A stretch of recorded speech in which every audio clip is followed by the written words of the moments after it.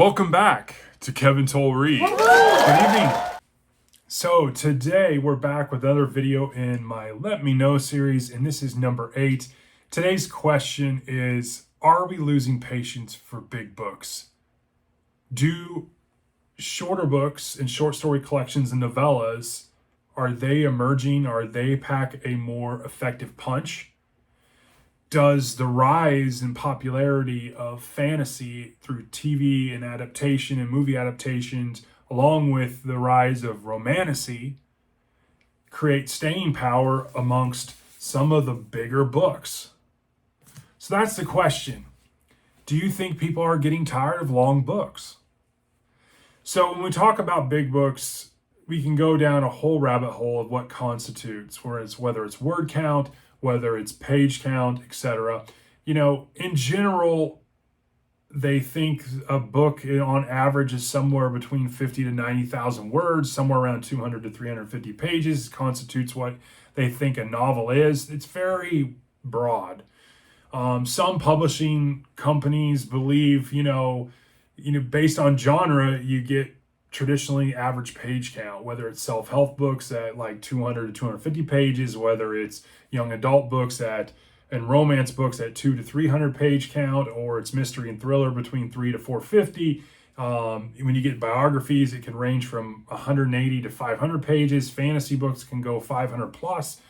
There's a whole plethora of scales, and it's very subjective.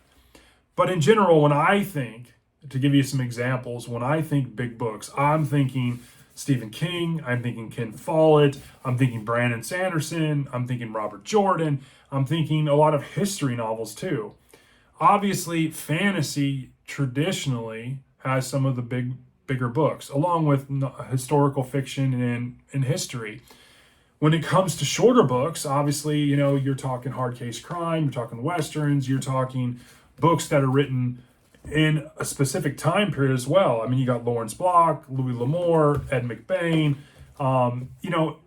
It's so genre and author and time period obviously plays a factor here as well. So other things that drive, book size, and I want to hear about your thoughts about this, but again, it could be generational. It could be, writing effectiveness, one could argue. It could be, consumer demand, or it could be, on the flip side, what are the publishers demanding of the authors? Do they need to pack a bigger book so they can justify the cost of the new books? Again, does genre affect this? When you look at the difference between hard case crime and a huge fantasy book like I'm reading right now, I mean, it's night and day. I mean, it's crazy. So that's my question today. Are we losing patience for bigger books? Do small books need to make a return? Or are they still kind of the hidden gems that we have to find?